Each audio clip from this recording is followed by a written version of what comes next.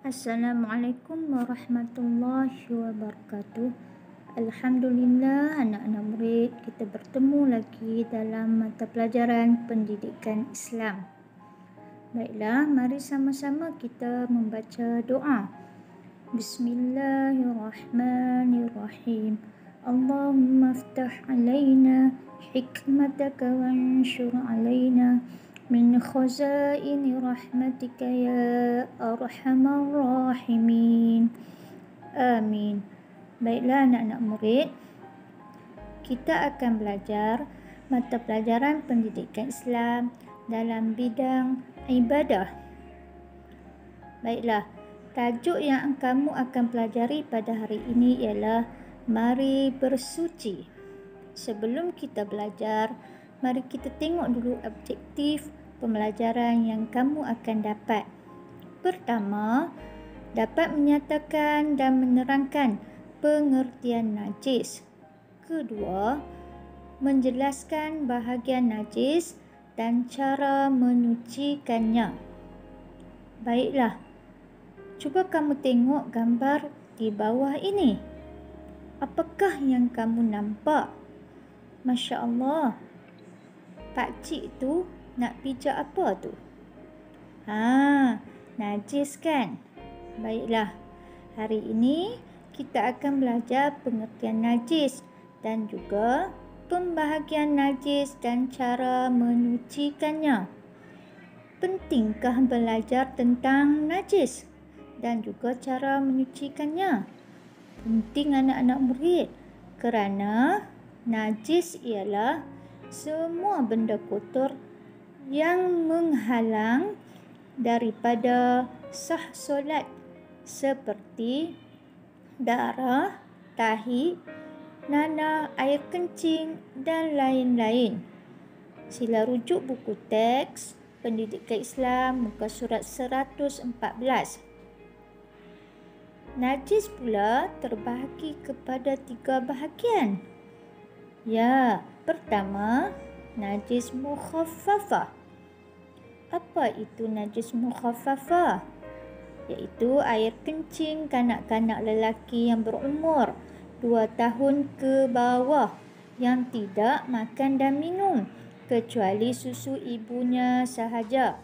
Jika dia sudah makan benda berat seperti bubur, moi, maka najisnya dikira sebagai najis mutawassithah. Najis mukhaffafah ini adalah untuk kanak-kanak lelaki sahaja. Baiklah, kita tengok cara menyucikan najis mukhaffafah. Najis adik kamu tu, ya, pertama lapkan najis dengan kain kering. Kedua, renciskan air mutlak ke atasnya. Kemudian lap sehingga kering dan tidak berbau. Kedua, najis mutawassithah, iaitu selain daripada najis mukhallatah dan mukhaffafah. Contohnya air kencing, tahi dan darah. Begitu juga dengan nanah. Okey, baiklah. Kita tengok pula cara untuk menyucikan najis mutawassithah.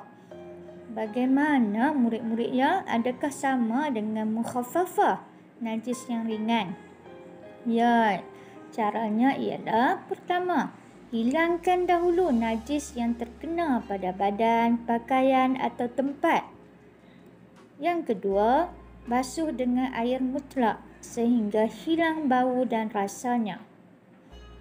Baiklah, seterusnya najis mukhalladah, najis yang paling berat, iaitu najis yang terdiri daripada anjing, babi dan keturunannya serta segala perkara yang berkaitan dengan anjing dan babi.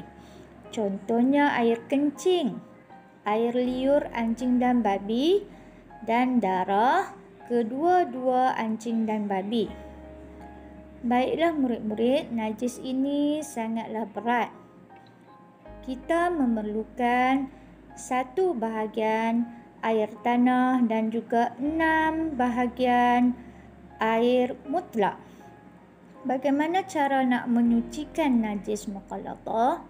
Hilangkan najis dahulu yang terkena pada kita. Kemudian basuh dengan air tanah 1 kali. Dan basuh dengan air mutlak 6 kali hingga hilang bau, warna dan rasa. Jangan rasa pula ya. Baiklah, kesimpulannya, najis ialah benda-benda kotor di sekitar kita. Seperti gambar yang Ustazah lakarkan. Air kencing, darah, nanah. Tapi ia dikategorikan kepada 3 bahagian. Yang pertama, seperti yang kamu telah pelajari, iaitu najis mukhaffafah. Ingat balik najis mukhaffafah itu apa. Kedua, najis mutawassithah, iaitu najis sederhana. Yang ketiga, najis mukhallathah, iaitu najis yang paling berat. Baiklah murid-murid, setelah kita mengetahui mengenai kepentingan menjaga kebersihan daripada najis dan kekotoran, maka kita hendaklah sentiasa menjaga dan mengamalkan kebersihan di mana sahaja kita berada. Contohnya seperti gambar tersebut.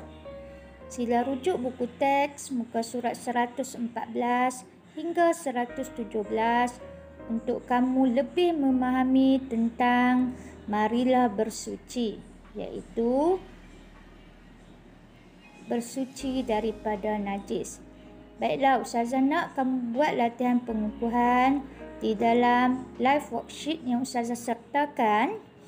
Sekian, terima kasih. Selamat menjawab. Assalamualaikum warahmatullahi wabarakatuh. Bye.